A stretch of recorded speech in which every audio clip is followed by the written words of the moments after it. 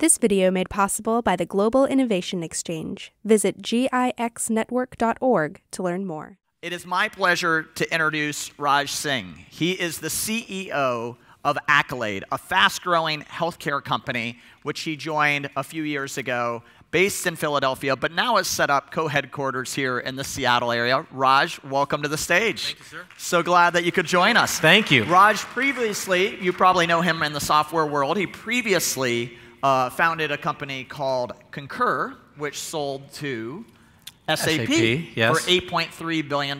So pretty good outcome, and trying to do it all over again, I presume, with Accolade. Yeah. So that would be a fantastic outcome, I would think.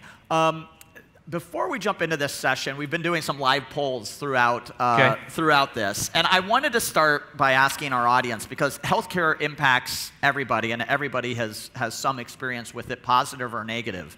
So if you open your app, go to your app, there should be a live poll in there, and express your opinion. The question is, what is the one word that comes to your mind when you think about healthcare? So you take a moment, vote there. We're going to come back to that in a little bit and see what people really have to say. Yeah, I bet I'm sure it's not you going have to be some good. thoughts on that. I bet it's not going to be good. I have a feeling it's not going to be good, but that speaks to entrepreneurial opportunity. And it kind of leads into my first question. Yesterday, we had Glenn Kelman, the CEO of Redfin, on stage, and I started the interview with him talking about the fact that 11 years ago, he mentioned how real estate was the most screwed up industry in America. And now I was thinking about it last night. I was like, well, I'm going to interview Raj tomorrow. Glenn was wrong. I agree. Healthcare is Glenn's the most right messed up industry in America, right a lot, isn't it? But he's not right about this one. Yeah. Yes. So tell me why you wanted to jump into the healthcare market and why you see opportunity here to fix what I think many people would agree is broken. Well, yeah, you have to start there. I think all entrepreneurial opportunity starts with, is there a real problem there? And I think, regardless of the words you put in to this survey, healthcare doesn't work. It doesn't work for you. And it certainly doesn't work in a way that makes it easy like every other industry is trying to do. And so we saw opportunity for sure. You look at the size of the opportunity. We spend $3 trillion a year on healthcare in this country. That's almost 20% of GDP, which compared to every other country on the planet is almost double what we spend. And then add to that we believe in a few things that we think apply here, that open ecosystems matter, that open platforms matter, and that putting tools in the hand of consumers matters. And we made it, hopefully we bring a little bit from our previous experience around those three concepts, and we thought that could have an impact. Naively, no doubt, but we thought so. So can technology really fix the problem here, or is it so regulated and challenging? Is there a tech fix here, or is it a regulatory fix that has to happen for this industry to change? I don't think it's a regulatory fix per se, John. I think first and foremost, technology can play a role in opening up the ecosystem and tying all of this data together in a way that drives innovation in a much faster pace in healthcare. That's one where technology can play a role. The second is technology can play a role in bringing the consumer closer to the information they need in order to navigate through a healthcare system that doesn't make it easy to get to the right place at the right time in the right setting. All of that said, there is a human element to healthcare that's never going to go away. That there are moments where you can use technology to navigate through healthcare, but the moment you're diagnosed with breast cancer, you want to talk to somebody. You want to talk to your doctor, and you want to talk to people who can help you deal with the anxiety and the stress of that situation. And so that never goes away, but can technology be an enabler to improve a system that doesn't work really well today? 100% absolutely yes. Great. And some big players are thinking there's opportunity there as well. And we've seen this with the emergence of Amazon, Google, Apple. I think every major technology company seems to have a healthcare play, and very well-funded play as well. Why do you think that's happening now versus 5 years ago or 10 years ago? Well, I think you kind of got to break those guys up a little, John, in that Apple and Google and maybe even Microsoft have an angle to this. Now, Amazon, JP Morgan, and Berkshire Hathaway came at it from a different angle, and I think it's an angle that's super consistent with the way we think about things at Accolade, and I think it's an angle that is reflection of a macro or mega trend that's happening in the country right now. Employers, and I think you guys all know this, employers represent or pay for healthcare for about 170 million people in our country. And those employers have reached a point where they've tried almost everything. And the last thing they tried in the last 10 years was jacking up all your deductibles. And none of it has moved the line in terms of healthcare trend line or cost increase every year. And those employers are fed up. And that is the first major mega trend that absolutely has an opportunity to change the way things work. Because those employers are making rational buying decisions. Why? Because they want costs to come down, but they also want their employees to be happy, to live long lives, to be effective in their work. And the combination of those two things is the first time we've gotten close to aligning incentives. And if we can align incentives and then reach employees en masse or en masse to that group, we have an opportunity to move the needle. Amazon, JP Morgan, and Berkshire were saying, I'm so fed up that I'm just going to solve this problem myself. And I think what you'll find as they announce more and more of their strategy is they're going to partner optimally with companies like ours, but they're not going to try to build all of this themselves. They're going to partner with companies that are out there doing it, but they're really setting an example, which I think is massively important, that says it's not good enough anymore. And if public policy is not going to fix it and the existing ecosystem aren't going to fix it, we're doing it. And I love that. That is the epitome of entrepreneurial spirit embodied by three massive companies. So they did hire recently Dr. Atul Gawande, the noted author. Brilliant guy, very high profile, author of Being Mortal, really fantastic book, highly recommend it if you've not read it. And as another recent hire, former Accolade COO Jack Stoddard. That's exactly right. So they have tapped some of your own DNA, if you will, or expertise to go after this challenge, looking at what they, just not knowing too much about what they're doing, or maybe you do have some additional insight. Does that worry you that they are going to move into the world that Accolade sees as the next 8 or 10 or $1 trillion opportunity? How many entrepreneurs in the room? All right, there's a pretty good group. Good mix, yeah. Here's what you never do.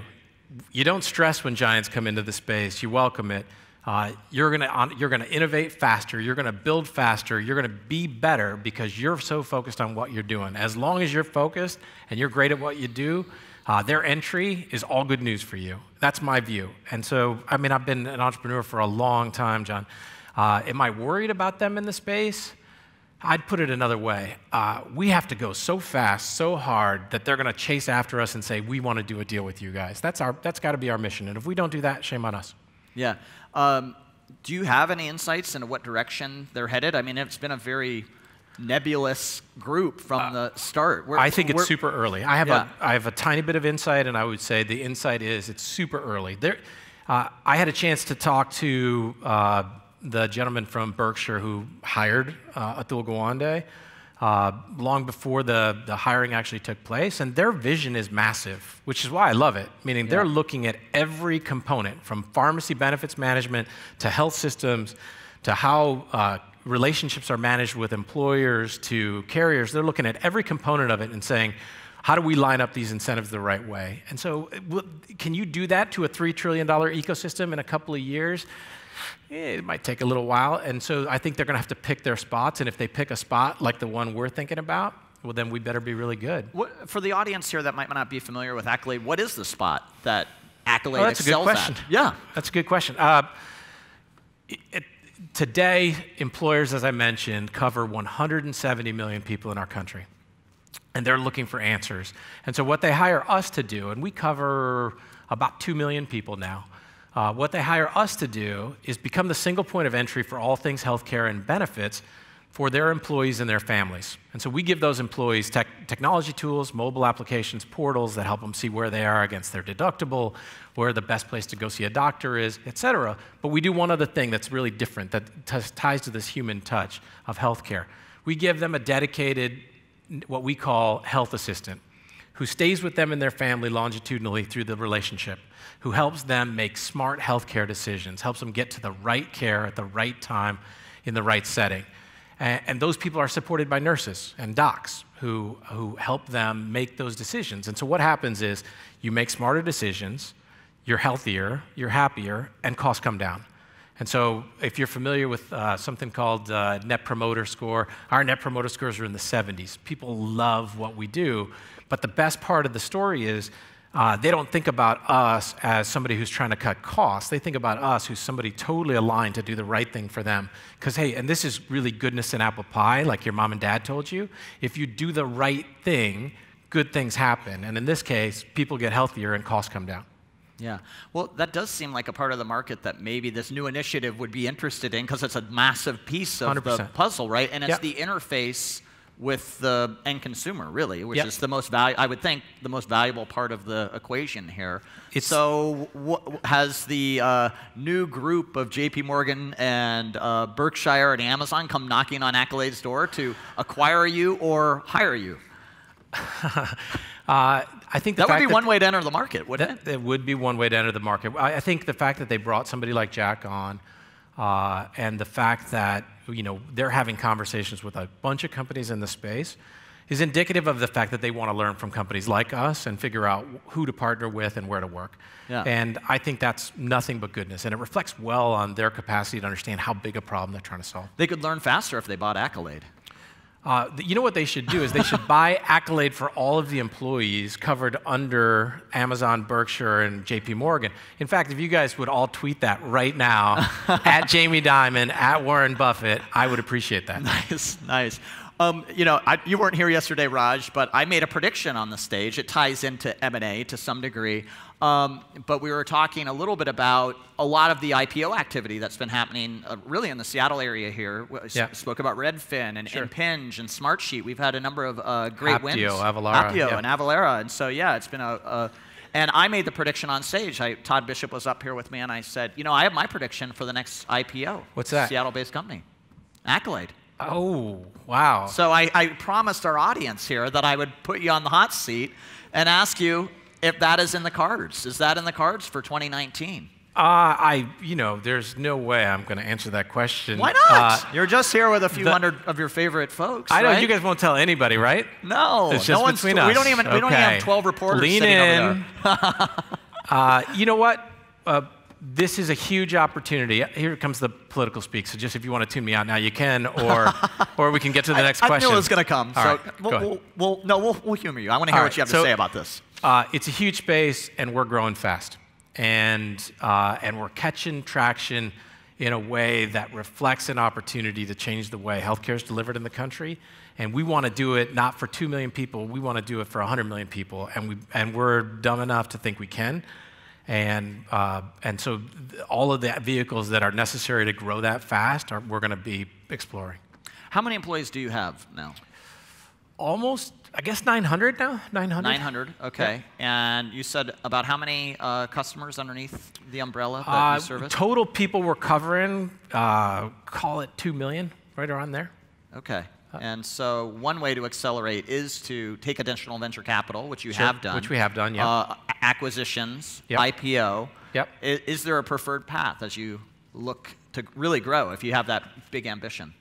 John, the best way for me to say it is this. I was lucky enough, if there's any Concur folks in the room, lucky enough to work on one job for 22 years at one company.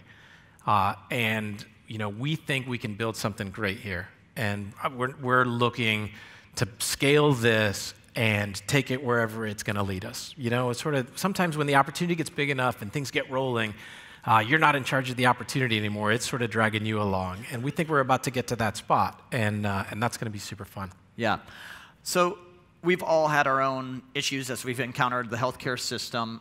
You're in the mix on it. You're coming at it with a new perspective. If you could wave your magic wand and fix one problem of the equation here, what would be the first issue to tackle in healthcare? Boy, there are so many. There are so many. Do you have a list? I do have a list. I do have a list. And let's start with the biggest single issue that exists in my view is that the incentives of the companies in the market are not directly aligned with the incentives of the person who's experiencing healthcare. And that challenge leads to bad answers. And to the degree those incentives are driven to overprescribe, and whether that's care or medication or treatments, that's bad. That's just flat out bad. And if you allowed me to wave my wand, I would say we have to find a way that the care path is optimally aligned. And that care path involves treatments, it involves care, it involves medications, and we're not there yet, but that is, in my mind, what we're trying to do. Yeah, wonderful. One way to get at this through a technological means is through AI. And I know this is an area of big focus for Accolade. So what are your key efforts in AI? What's real now, and where do you see this playing out as it relates to healthcare? So here's what we now, our data set needs to keep getting bigger. 2 million people is interesting, and we have data about them for 3-4 years in the past. It's super interesting, but we want more. And acquiring data in the healthcare space is not the simplest task or the least expensive task, and so acquiring customers is kind of the way we do it. We're really focused right now on applying our engineering skills towards what's the right next thing for this consumer to do. And while that sounds simple, because if you're on a care path where you hurt your knee, first you get PT, you got your PT, it didn't work, then you get your MRI, and then you get a surgery, that's pretty simple. You know, a lot of us could figure that out. But here's where it gets more complicated. The vast majority of people fighting some sort of ailment, chronic ailment, are what you call comorbid. They're fighting more than one thing. And now you have to start getting into this question of, what's the right thing for them to treat in an order of operation sort of way? If you're fighting depression, your diabetes doesn't mean that much to you. And so we have to get you behavioral health help before we start telling you about, you better get your A1C, you better do your foot exam, you better do all this work. And figuring that out in a system today that you have a behavioral health specialist over here, and you have a doc over here or an endocrinologist over here who don't talk, means that the patient is being told, hey, I treat your diabetes, and hey, I treat your depression, but nobody treats that whole human being. And nobody helps them figure out what's the right thing to do next to get to the right spot. And so we're using our data to say, how are these episodes of care yielding the right answer at the end? And as we get more and more of those end-to-end encounters, we can say, you know what? It might be smarter to treat the depression before you treat the diabetes. It sounds crazy because diabetes is super expensive, but did you know that if you're a diabetic, you're 70% more expensive if you're battling depression? And because you don't give a damn about your depression. And so, or you don't give a damn about your diabetes. Now, figuring all of that out is that's what we're trying to figure out. And you're trying to figure that out. To me, and the question was about AI, it seems like there's an opportunity for AI to analyze that data to try to provide a better path forward where the two doctors that aren't communicating aren't providing the end solution. But you can take all the data potentially and combine that to provide a better outcome or better solution. There's a number of things we're trying to do, but that's the most exciting of them right there. And where are you at on that journey? Early. And here's the thing. This is why healthcare requires humans and technology. Our humans right now in this situation are bringing the two doctors together. We're calling the doctor. Our nurses are calling the doctors and saying, here's what's happening, and we have permission of the patient to do so. Now let's talk about what the right next steps are. Now no one's doing that, and that seems silly. But as we do that, we track and log the information, and we have an opportunity to learn from that. And so there will eventually be a day where we can identify the opportunity, escalate it directly to the provider, or the doctor, sorry. If you're a doctor, you don't like that word, provider. We're going to escalate it directly to that doctor and say, here's some things that you should think about, along with saying to the patient, here's some things that you should think about. And so we're early, John. It would be silly to say that we figured this out, but I'm super excited about what we're working on. And you have an AI platform called Maya. Correct. So is this the tool that is potentially going to replace that concierge, that human element? No, no. I don't want to replace that human element. But that could inform the human element to provide more Bingo. data. So right now, Maya does simple stuff that won't seem all that exciting to you, like telling our health assistants and nurses, hey, think about asking this question next. Yeah. Because asking probing questions, people don't like it when they call, and we have a bunch of data about them. They don't like it when they call and you say, hey, you're a diabetic and you have a problem. Because, by the way, they think, I'm not a diabetic, I'm a dad, I'm a father of 2, I'm going to a soccer game today, don't call me a diabetic, talk to me.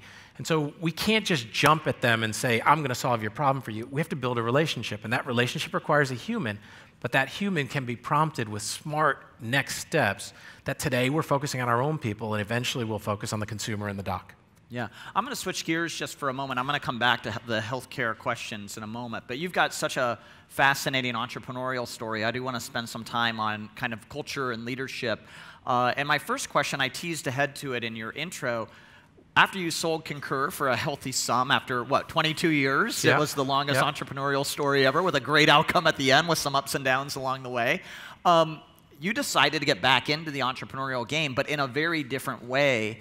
Not starting another company from scratch, but going with an existing company, an Accolade, which was based in Philadelphia at the time. You got matched up with them. You loved the product, loved the idea, loved the concept of going after a really, really big market.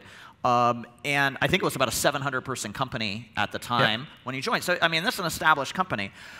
I would imagine parachuting into a company as a bunch of Seattleites who just had a massive outcome with their $8 billion acquisition, who are a bunch of software geeks, because it was you and Mike Hilton, your longtime business partner from Concur, who jumped into this company that's East Coast, not even a West Coast mentality. Yeah. I can only imagine the potential cultural strains that caused. And so I want to ask you about that and how you managed that. It's a great question, because a lot of people don't clue in to the idea that there's a bunch of people who are working in a business. They're not looking for some sort of savior.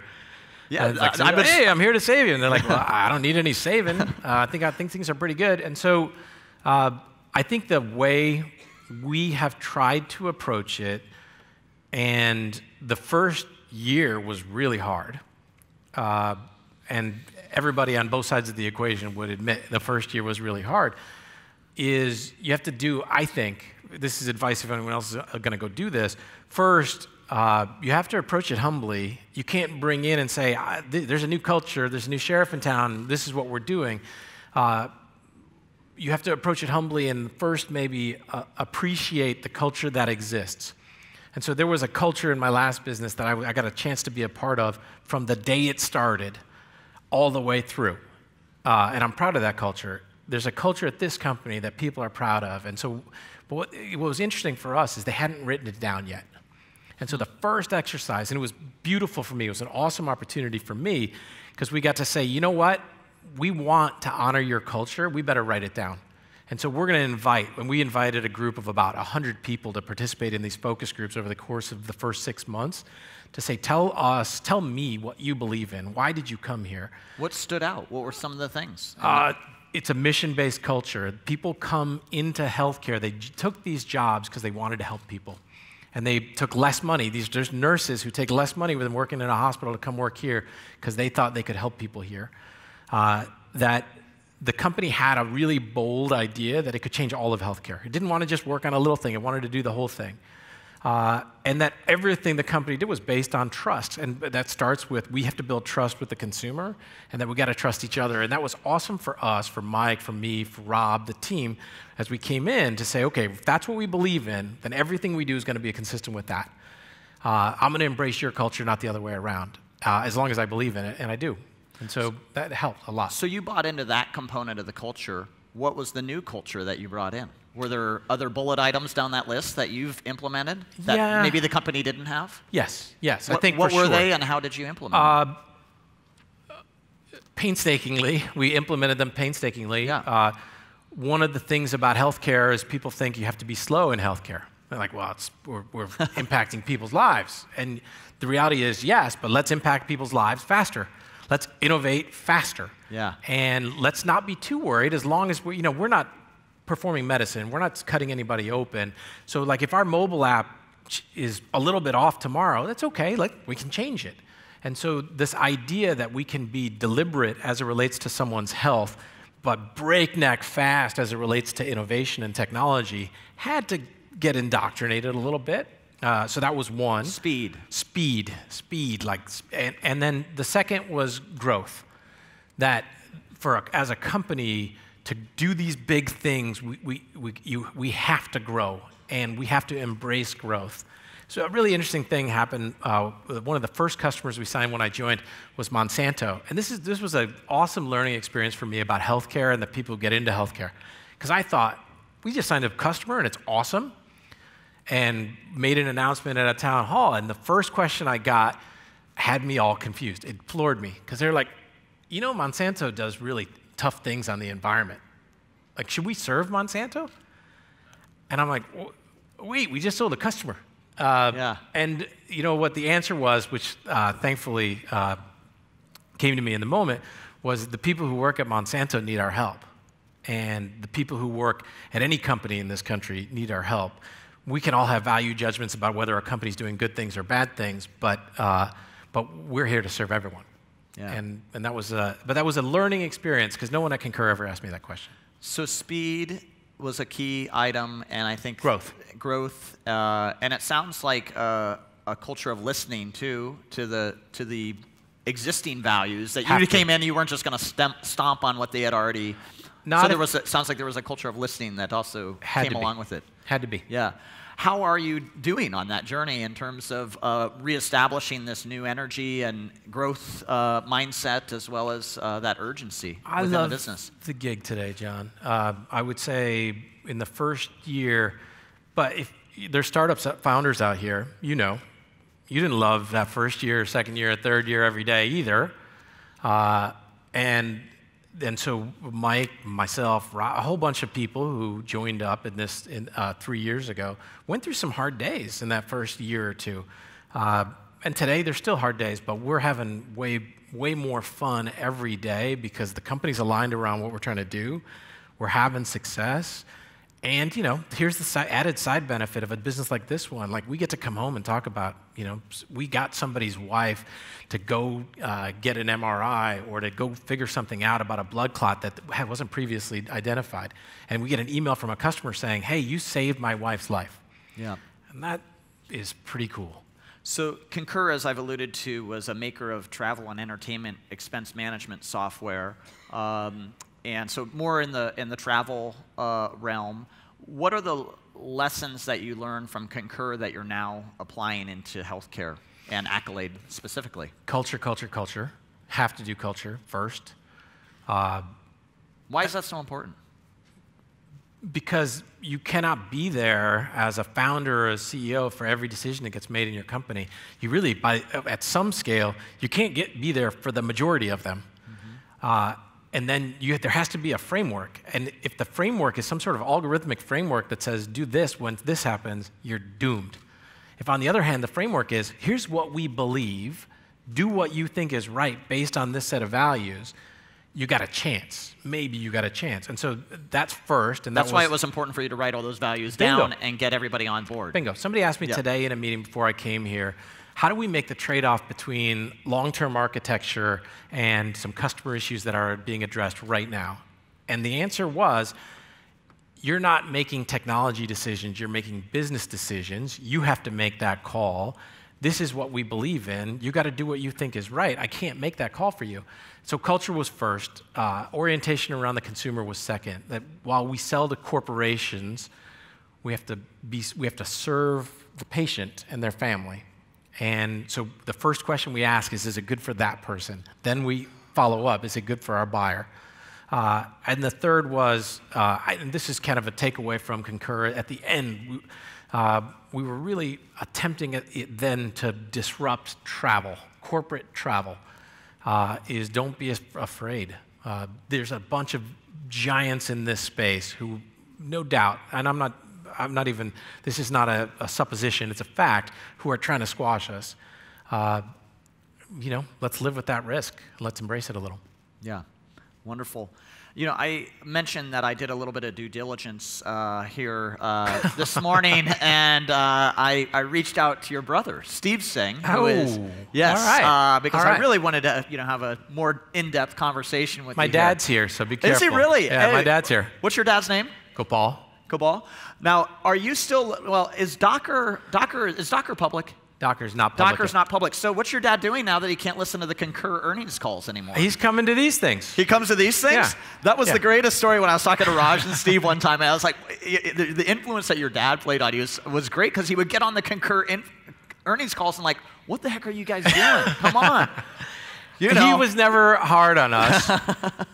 But he was on the earnings call. We knew that was true. That is awesome. Well, I'm glad your father is here. Welcome. But I should have talked to your father. If I knew he was here, I would have interviewed him to get some details. But I reached out to Steve. Yeah. He's in Paris right now. He's now the CEO of Docker. Yeah. And I said, what makes your brother Raj tick as a leader? And here's what he said.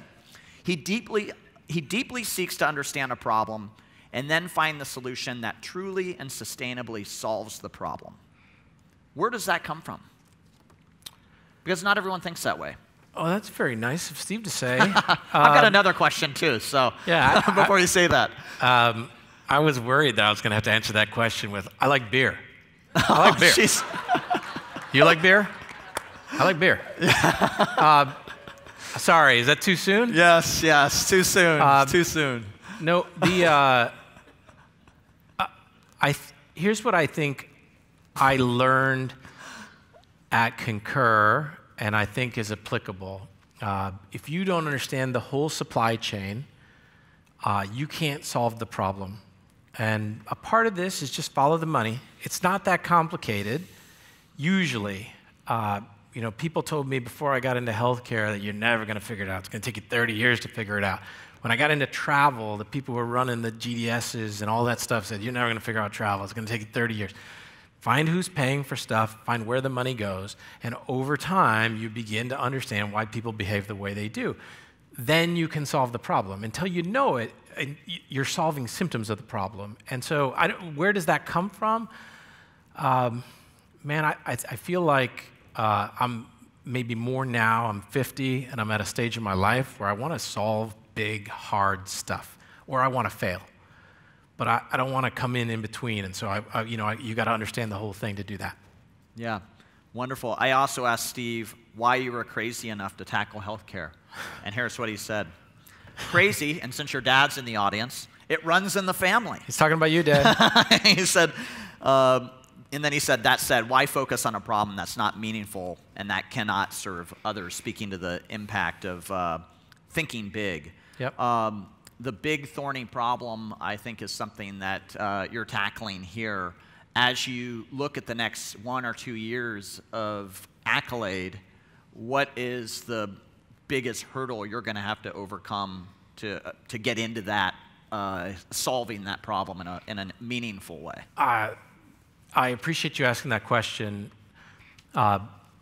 In every supply chain that's moving at the speed of industry right now, you have an open data set, or you have an open platform that's powering that data set. And that open platform creates innovation opportunities for everyone, not just for the company that's creating the platform, but for everybody else who can innovate at scale, write it once, run it anywhere. That needs to happen in healthcare. And right now, you've got too many walled gardens of data. You've got walled gardens with carriers. You've got walled gardens with health systems. And those walled gardens exist for 1,000 reasons. We don't need to debate them. But the fact of the matter is, if you can put those together, deliver it on behalf of your customer and the consumer, and then go to the rest of the industry and say, here it is. If my customer and the consumer say it's okay, this data set exists for your innovation. And it's okay for companies to profit off of that innovation as long as everybody gets to participate on equal footing. When that happens in this country on healthcare, things are going to change. And we're playing a tiny little role in it. We're serving 2 million people out of a possible 330 in this country and out of a target market of 170 right now. But when we get to 5 or 10, it's going to get interesting because the people who are not on these type platforms like these are going to say, well, how come I'm not living the way those people are? And then it'll get fun. And I think that's the mission. Like we have to democratize this data set. And then we have to put control in the hands of the people who are paying for healthcare and consuming healthcare. That's what we have to go do. If we do that, we're gonna have a great success here. If we don't do that, we're gonna lose. What's the time frame for that, do you think?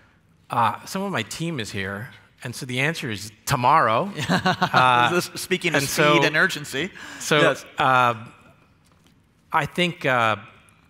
I think we can make massive inroads into that equation over the course of the next 2 to 3 to 4 years. Massive inroads. I really believe that. Well, since you opened the door on Kavanaugh and liking beer, I don't have a beer to serve you. I wish I did, since it's getting near the end of the day. But I did want to ask you about DC. Right. And this is a very heavily regulated industry, and you, I would presume, have to kind of keep a close eye on what's happening on a national political level to be engaged here, probably in a much bigger way than you did at Concur even. Agreed. How are you going about doing that? What are you doing? What are you paying attention to on the regulatory front or on the national politics front as it relates to your business? Regulatory-wise, other than just probably watching the news of Trump all day, which I know you probably consume. I don't. I just I live in a cave now. You do. Okay.